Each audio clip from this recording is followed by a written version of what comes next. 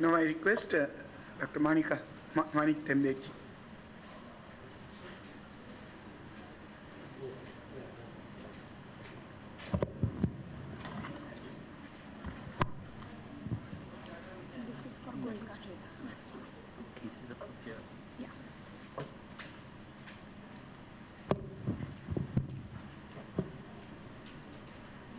Namaste.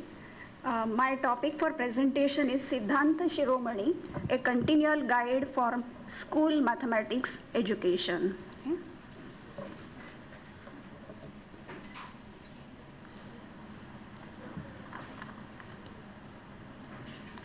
Okay. Teaching mathematics at school level has always been a challenging problem. The modern theory of school education comments that teaching and learning of mathematics should not be mechanical. On this background, the 12th century book Siddhanta Shiromani, authored by Bhaskaracharya, which served as a textbook of mathematics for generations together, is still relevant for richness of ideas and teaching methods. Interestingly, it is fairly in line with modern theory of constructivism, and it also supports the view that mathematics, like other sciences, should be treated as empirical science. Let us review the education theories in short, and then we can see the examples how Siddhanta Shiromani supports these modern theories.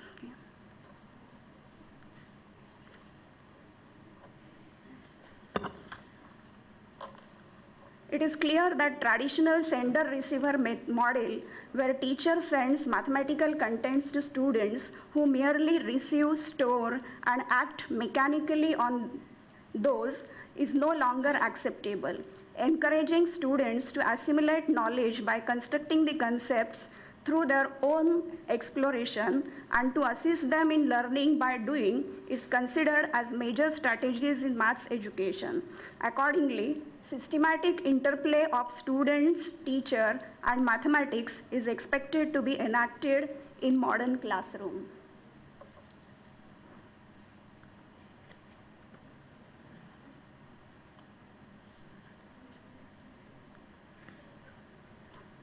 The other theories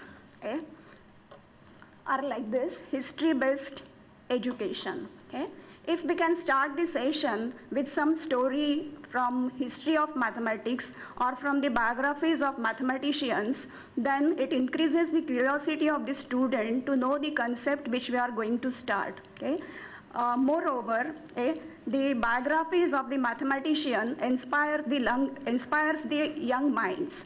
And this inspiration as well as curiosity works like a catalyst, is my experience of 30 years when we start the session. Moreover, the mathematical concepts, the evolution of mathematical concept is one more aspect which helps the constructivist classroom, because when the any concept in mathematics is developing, the intermediate stages will help the students to construct their own understanding, and these intermediate stages are important and they help the teachers a lot in making students understand how the concept was developed. Another approach is treating mathematics as an empirical science. They should, if the mathematical concept emerge from their own experience or experiments, then I think there is no need to explain it. The hand-on activity itself will be enough to understand the concept, and students do enjoy all such activities instead of just writing something or reading something.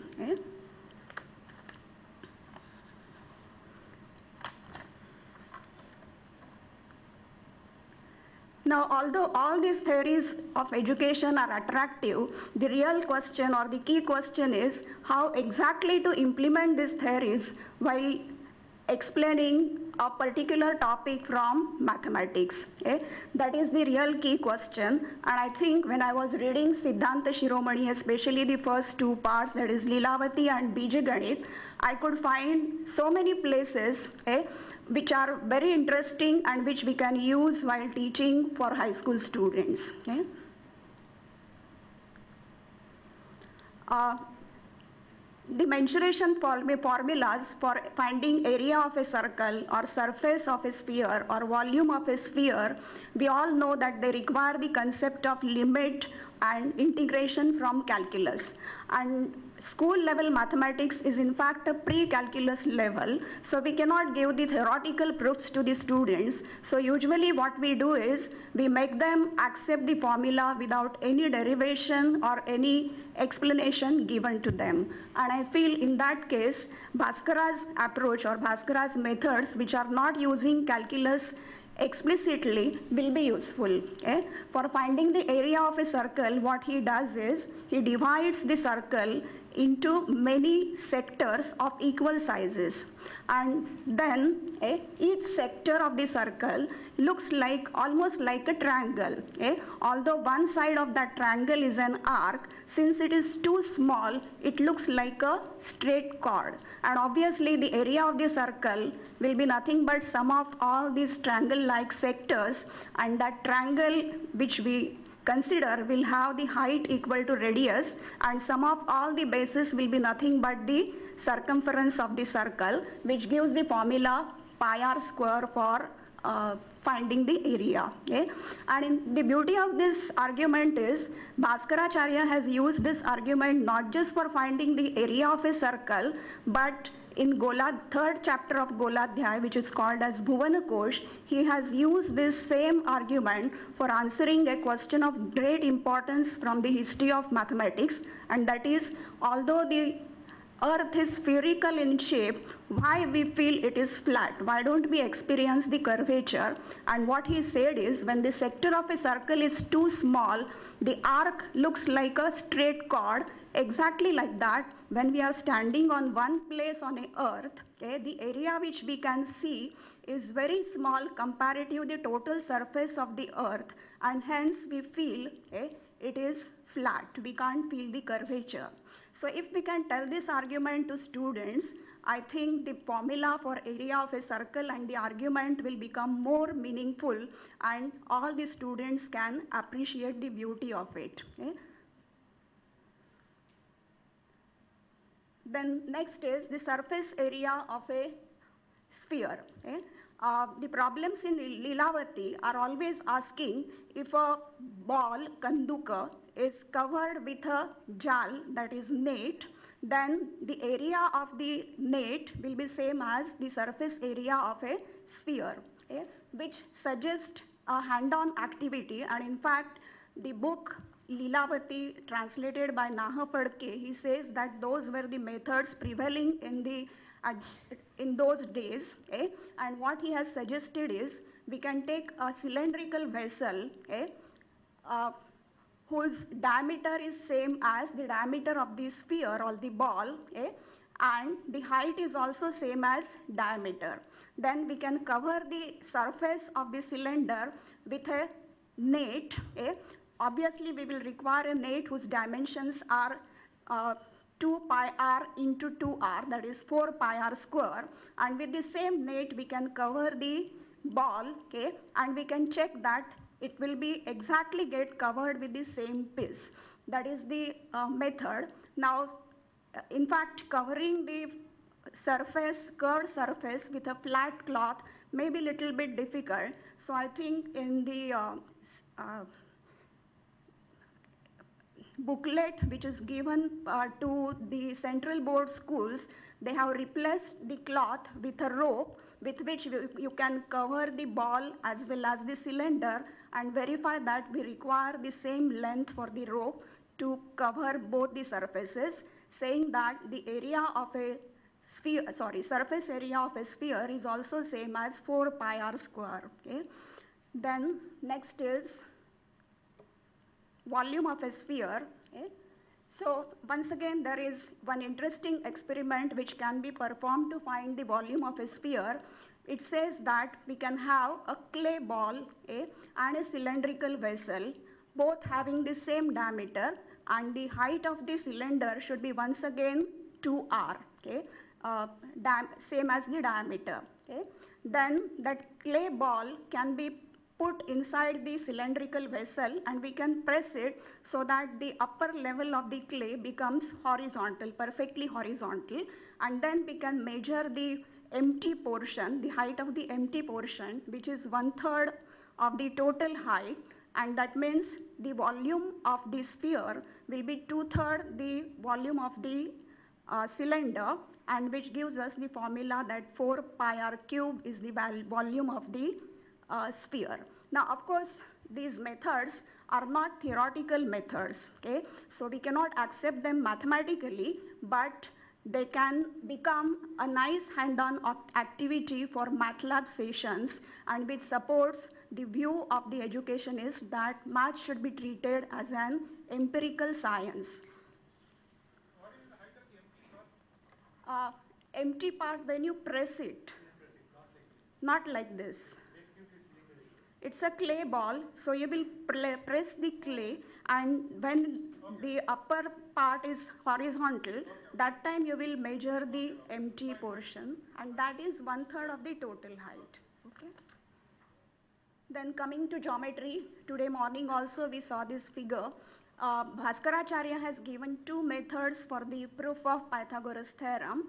The first method is actually known as Wallis theorem, okay, named after Wallis, English mathematician from 17th century.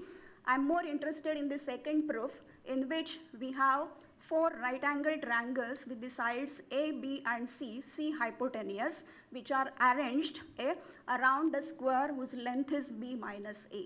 Okay. Now, this figure, you can call it as a proof without words, because just as looking at this figure, and you can calculate the area in 2 ways, the total area as well as the area of the 5 pieces which are inside. So usually what I do in the workshops which I conduct for high school students, I give cardboard pieces, okay, in which there will be rectangles of the sides A, B, C, or square of the side B minus A, some other square with side C, etc. Few pieces with rectangles, right angles, squares, and then I ask them to design it or like a jigsaw puzzle in such a way that it will form a figure of which area can be calculated very easily. And then the two-way calculation of the total area gives them the Pythagoras theorem. And it is not only the Bhaskaracharya's proof, but there are many other proofs of Pythagoras theorems which are having this, the potential of becoming a jigsaw puzzle type thing. And this jigsaw puzzle session and proving the formulas from algebra like a square minus b square equal to what, a plus b square is what, and different proofs of at least 5 to 6 different proofs of Pythagoras theorem, they can perform by using the method of jigsaw puzzle, and I feel Bhaskaracharya's theorem is one of them. The students very quickly they derive this formula by using those pieces, cardboard pieces, and then they can themselves find out the proof of the Pythagoras theorem, which makes them very happy.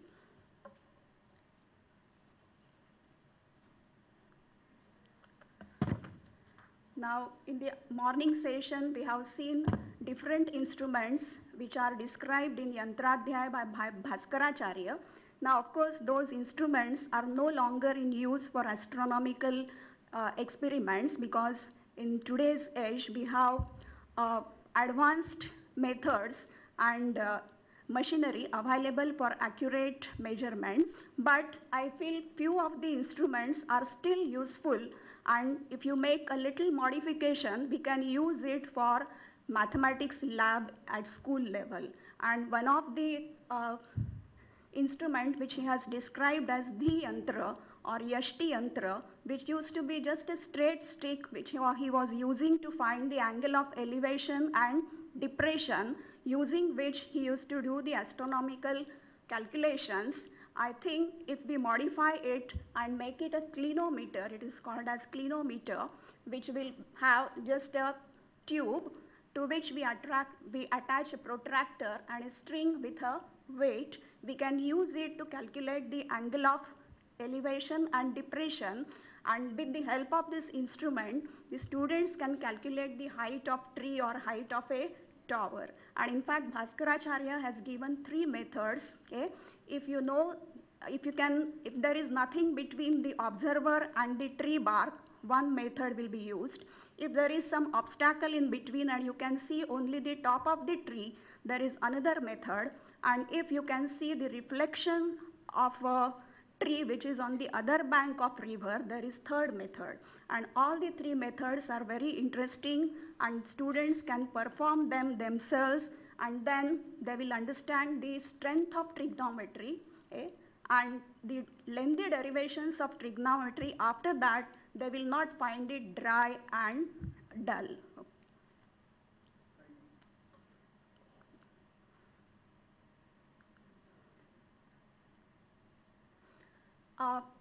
In Lilavati and Bijaganit, I have also found some new ideas for projects. Okay? Nowadays, science education is becoming project-oriented, in which we perform some experiments, collect data, analyze the data, and then find out some conclusions.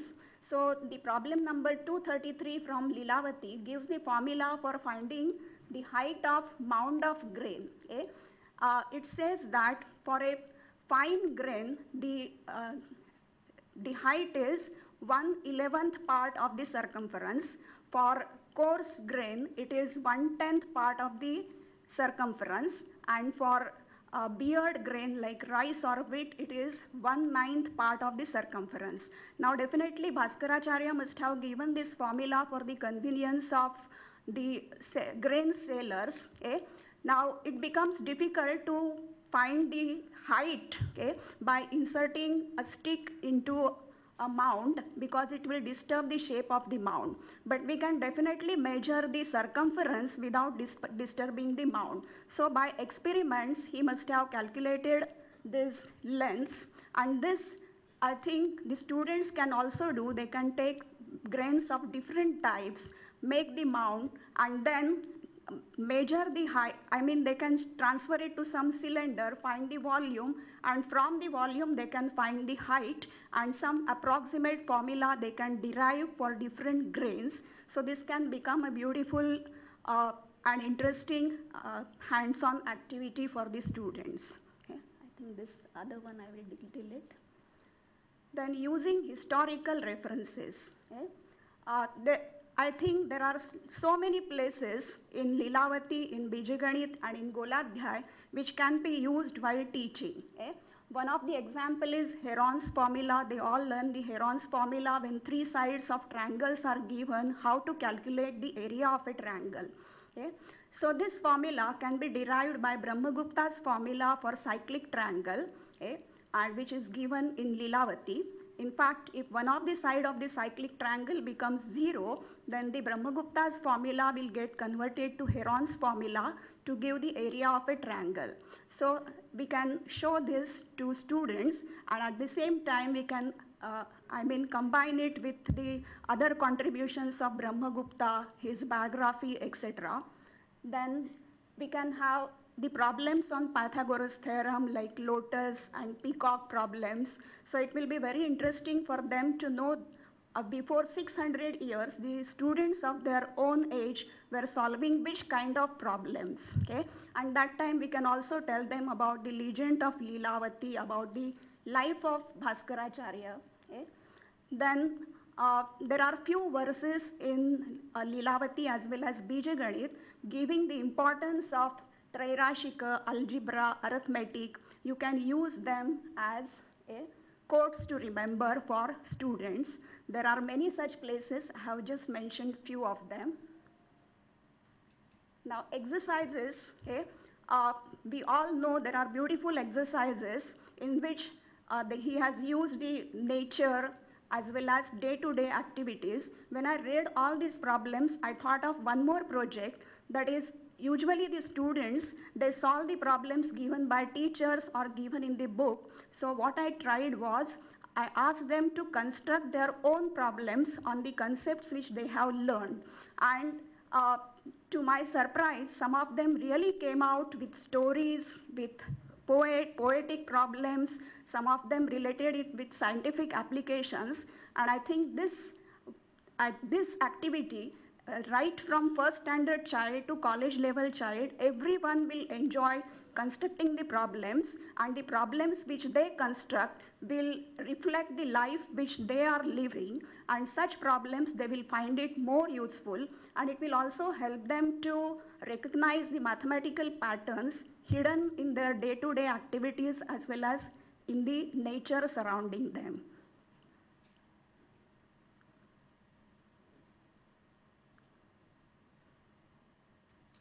Now, Bhaskaracharya's style, we all know he was a real acharya.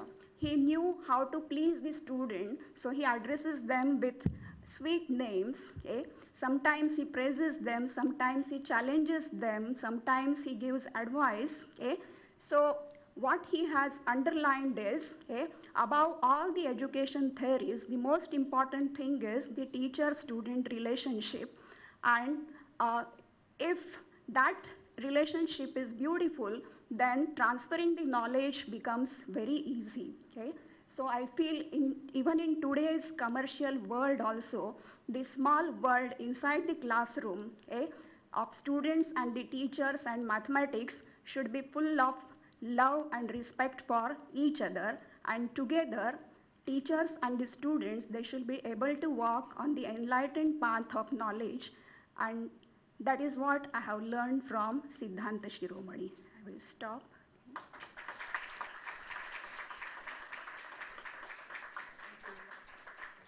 I'm sure all of you will have some questions, people who are keeping in the back. You agree with what she's saying? Thank you very much. There we go. I was interested in your comment of Bhaskara's discussion of the sphericity of the sphere, why the spherical Earth seems to us flat. If I recall correctly, he comments that this is because a certain part, that is 1/96th of the circumference, seems flat. What would you say to a student who asked you, why 1/96th? Actually, I have not told them all these things, 196 and all in detail. I just give them the what I said, because it is the surface area is too small, we feel it is flat. Okay? 100 Shatamsha.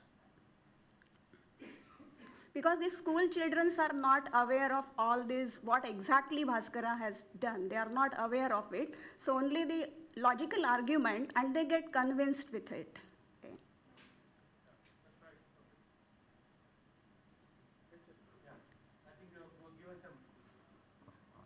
Very nice examples of how Thank you. various Bhaskara's examples and all that can be straight away used for instructional purposes in school level. It can be done even at the college level. If you take the Siddhanta Shiromani Grahaganita proposition, various shadow problems. I Yes, think in they fact, can be.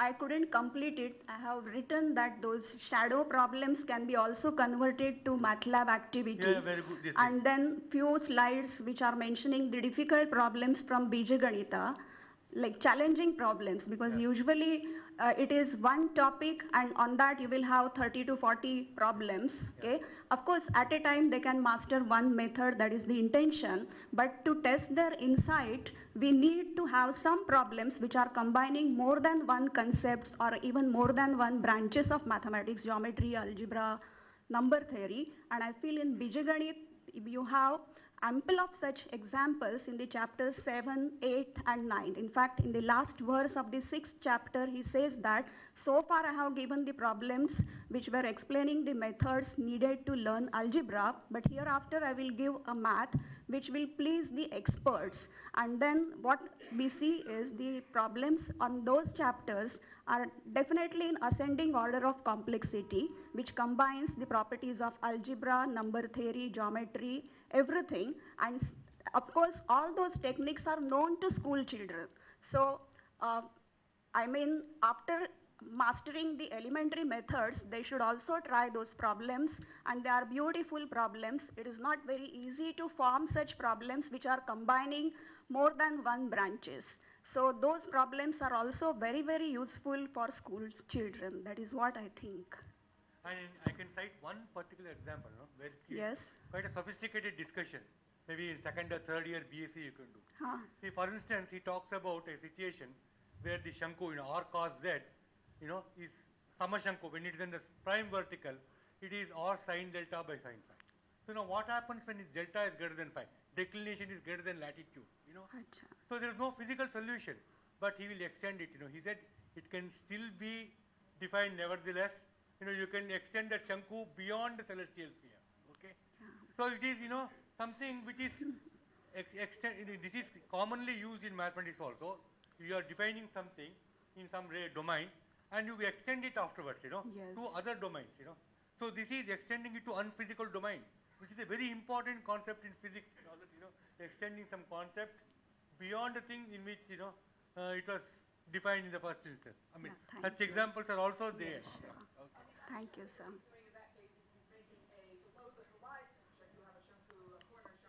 That also is there. That also is there. When Z is greater than 90. Yeah. That's also. In fact, I thoroughly enjoyed your presentation. So we have been looking at the text. Thank you. So only as researchers. So as a school teacher who has been dealing with students, so you have really analyzed so which of the problems can go at what level, and as well as the other way, looking at Bhaskaracharya, so the relationship I really thoroughly enjoyed. So I think you should try to perhaps come up with some article or book or something of this form. So I'll be. Thank you, sir. Thank you. Hey, are all these still suggestions or you have tried out some of these? See, actually, I have worked most of these things when I take, I'm teaching in degree college, but I also take some workshops for high school students for last 5-6 years. So most of the things which I have said here, I have already tried with them, and then I found that they are really enjoying it and it helps a lot to them, and that's why I thought of writing a paper on this, because I'm teaching from, say, I have taught students from KG to PG. So whenever I read any book, in my mind, knowingly or unknowingly, I keep on finding something which will help me to teach and improve my teaching. So, thank you.